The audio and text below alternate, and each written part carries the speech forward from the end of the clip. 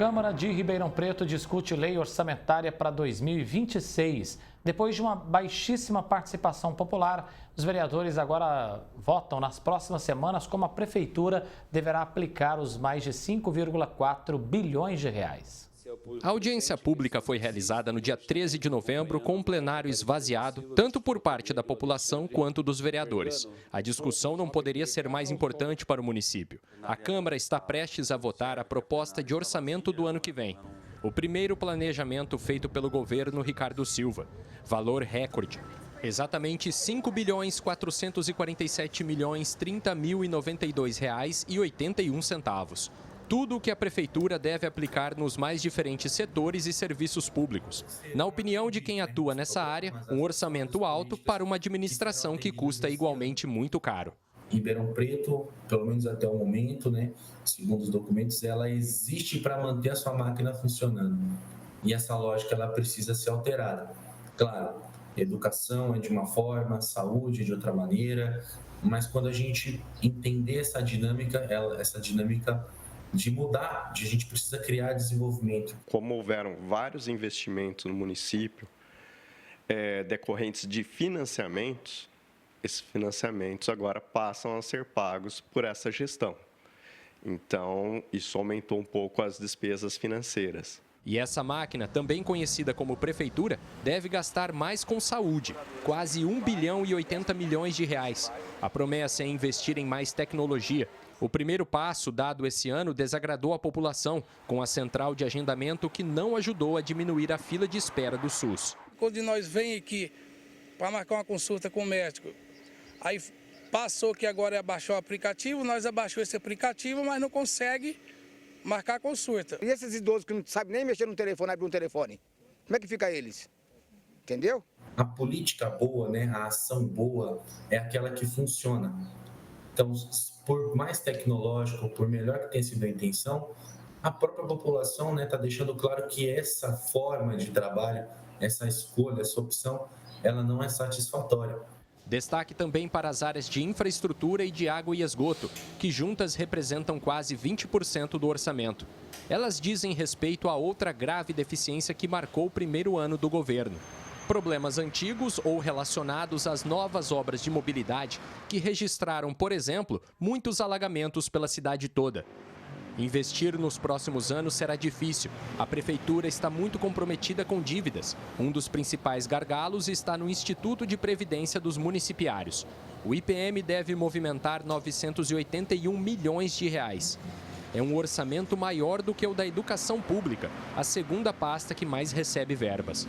Para dar conta das aposentadorias, a cidade ainda tem que tirar dos cofres públicos um complemento superior a 360 milhões de reais. E se a gente tivesse um IPM saudável, não haveria essa despesa.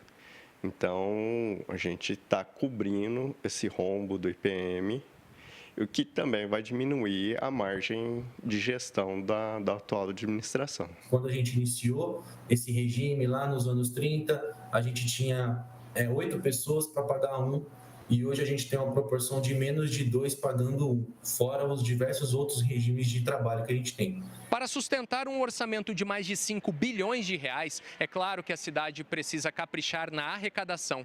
É aí que entra a nossa participação como morador e contribuinte. Nesse quesito, além dos famosos IPTU, ITBI, multas, taxas e tarifas, Ribeirão Preto se destaca em 2 fontes muito valiosas. Mas é preciso que a Prefeitura se aproxime do empresariado e não deixe que as portas se fechem, porque esse universo deve render só no ano que vem mais de 1,5 bilhão de reais em receitas públicas. As 2 fontes são o Imposto sobre Serviços de Qualquer Natureza, o ISSQN, recolhido no município, e o Imposto sobre Circulação de Mercadorias e Serviços, o ICMS, transferido pelo governo estadual. Eles resultam da produção empresarial de pequenos, médios e grandes estabelecimentos, desde o bar da esquina até a indústria de alta complexidade. De acordo com os especialistas, uma categoria que deveria ser mais ouvida pelos políticos de Ribeirão e uma área que poderia render bem mais. Todos esses pontos são positivos para Ribeirão Preto. E eu diria que ela tem a responsabilidade, não diria o dever, mas responsabilidade no sentido dela ter essa capacidade, essa força de puxar, de determinar como as coisas irão acontecer. Os consórcios, as parcerias, existem uma série de ações que internamente no âmbito municipal você pode realizar. A gente até vê algumas, mas isso pode ser elevado para um outro nível, para aspectos de desenvolvimento estrutural e econômico da nossa região aqui do 016. Felipe Urbinati para o Jornal da Clube. Seguimos falando sobre esse assunto agora com o professor de Direito Financeiro da USP, Gabriel Lochaguim, a quem eu já agradeço pela presença aqui mais uma vez. Lochaguim, o orçamento bilionário de Ribeirão segue a tendência de todo o Brasil, muito por conta da altíssima carga de impostos que o cidadão paga. Mas como nós vimos aí na matéria, não seria mais inteligente investir na produção empresarial que rende grandes receitas para os cofres públicos? Uma ótima tarde a você. Uma ótima tarde, é um prazer estar aqui com vocês. De fato, a administração municipal tem esse duplo desafio, aumentar a arrecadação sem matar os negócios que funcionam na cidade e são tão importantes para a vida das pessoas e para a própria arrecadação do município. O município, principalmente um município tão pujante como o de Ribeirão Preto, né, tem muito a fazer para aperfeiçoar esse sistema de arrecadação dos seus tributos, sobretudo quando se pensa na desburocratização da própria administração tributária do município. O município pode diminuir custos para que as empresas adiram ao sistema tributário da cidade. Então, é claro que há aqui uma lição de casa a ser feita. Com uma economia mais dinâmica, é possível que a arrecadação cresça, né?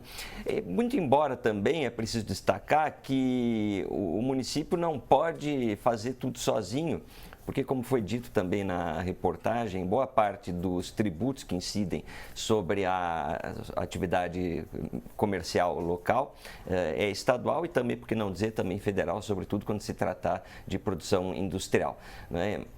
Nada obstante isso, a cidade e a gestão municipal podem fazer, sim, muita coisa para melhorar esse ambiente de negócios, elevar a arrecadação e flexibilizar a gestão orçamentária do município. Lochaguim, o orçamento previsto para aposentadorias é o segundo maior de toda a cidade e ainda assim a gente deve ter rombo novamente. A cidade, por conta, consegue fazer uma reforma local da sua previdência? É uma ótima pergunta que, sem dúvida, tem ocupado as gestões municipais do país por muitas décadas. Minha resposta é que sim, elas conseguem, mas que esse ajuste não é simples, ele não é no curto prazo.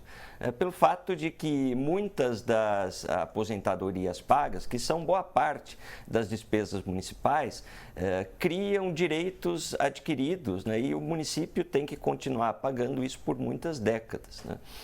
Então é preciso reformar sem descumprir aqueles compromissos jurídicos que já foram assumidos ao longo do tempo. As reformas tendem, portanto, a funcionar num prazo mais longo, médio e longo prazo, né? Então é feita uma segregação das massas, do sistema de financiamentos, para manter o pagamento das aposentadorias num regime antigo, que tendem a se ajustar ao longo do tempo, ao mesmo tempo em que os novos ingressantes no sistema de previdência própria, esses se submetem às novas regras, né? Então esse é o grande desafio.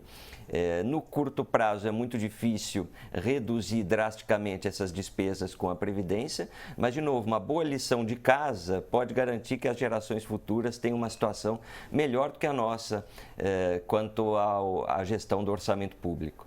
Lochaguim, rapidamente, por gentileza, nós ouvimos aí que a prefeitura em si custa caro e o orçamento gira em torno de manter a estrutura que já existe. Essa realidade também pode ser mudada?